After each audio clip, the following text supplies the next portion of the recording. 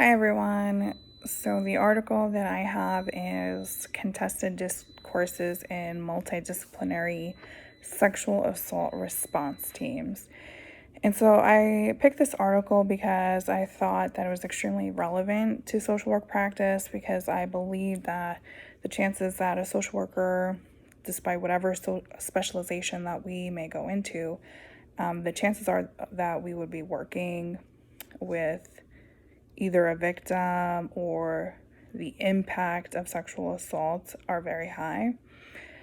So this article highlights that a rape victim comes into contact with providers across many different fields, including healthcare, mental health, law enforcement, criminal justice, and various other social service agencies.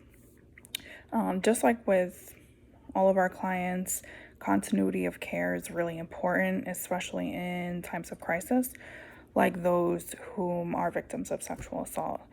So, when I first read the title of the article, I was interested to learn more about it because I thought that inevitably trauma informed care should be the basis of how everyone, despite their specific field, would work with a sexual assault victim. So I couldn't really, not that I couldn't see, but I just didn't understand how after so long there could really be discourse among a interdisciplinary team that is working with sexual assault victims. And so the goals of everybody involved is very different. And so this kind of is one of the areas that leads to the discourse. So for example, law enforcement wants to arrest the perpetrator. Health services wants to make sure the victim is physically okay. Mental health professionals will worry about the impact of the trauma on the victim's mental health. And the criminal justice system wants to imprison or impose some sort of sentence on the person responsible for the assault. And so, I mean, presumably everyone wants to do what they think is best for the victim. And what happens is when everybody is doing what they think is best, it would be hard for all of their interests to align with what is the best interest of the client. And what this article talks about is how sometimes, with everybody's different goals and interests differing, it oftentimes doesn't align with what is best for the client. And so, as social workers, no matter what realm of social work we are practicing in, our duty to our client will inevitably be advocacy of what our client wants and needs, despite all of these vital components sometimes having a difference of opinion. Why this is so important is because the article states that, quote, victims report that they are negatively affected when service delivery systems are fragmented and flawed. However, when the sexual assault response teams work in cohesion, the result is increased communication between service providers, shorter wait times at hospitals, and better forensic evidence collection. The concept that surprised me the most was that this article identified that there has been a long history of tension between providers involved in a sexual assault response team. It highlights that the source of this contention is usually due to, quote, poor role understanding, a lack of clear boundaries between the roles of the various team members, and differing obligations and norms around confidentiality and information sharing. So the reason why surprises me is that SARTs have existed for many years. So the fact that each agency is unsure of the other's role is alarming, because I'm not sure how anyone can expect to coordinate services that serve the victim the best way possible if everyone is unsure of everybody else's role. I think that I just thought that this type of group should be and would run more smooth, but this article notes that running a multidisciplinary team is actually more difficult despite many professions' standards that specifically highlight the importance of engaging in an interdisciplinary team, including social work. A concept that this article relates to in class is the leadership styles.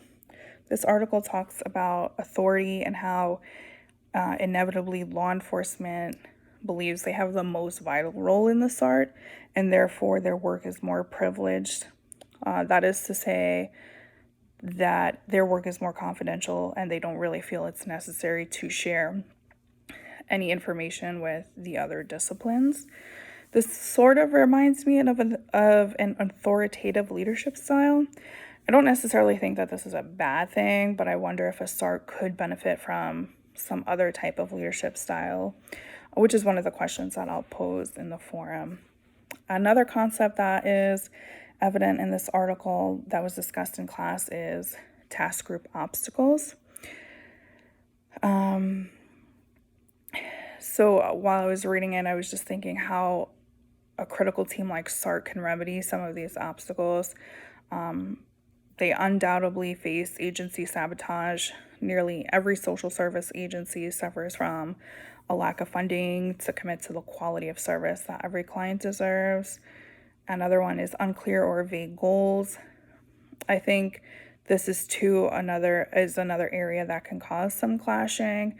Everyone has their idea of what success looks like. So is it arresting and imprisoning the perpetrator? Is it minimal damage to the victim's physical health? Is it managing the trauma and the effects of the client's mental health in a safe way?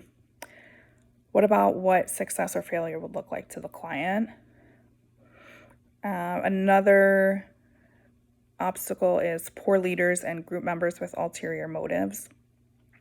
I think these would be the hardest to remedy because it would be hard for outside agencies to control or influence what goes on with members in another agency.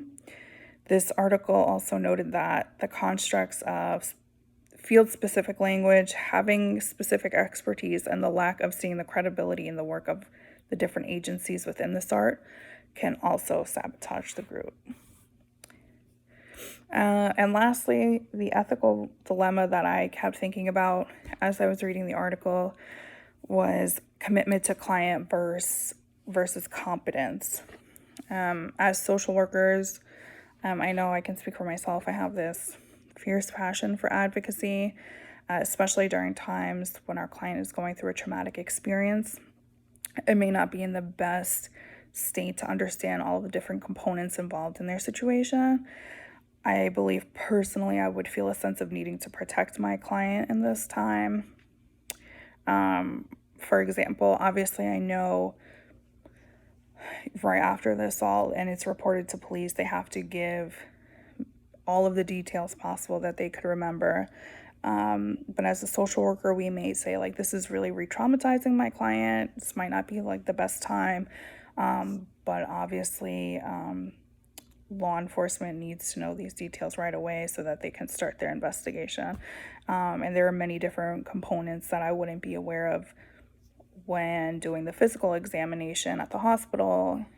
So really that competency that I wouldn't have with all of the other agencies. I would kind of just have to rely on their expertise and knowledge. And so I think that this ethical dilemma is one that many providers in the SART would face and could also be the reason for the tensions described in the article. And that's it. Thank you.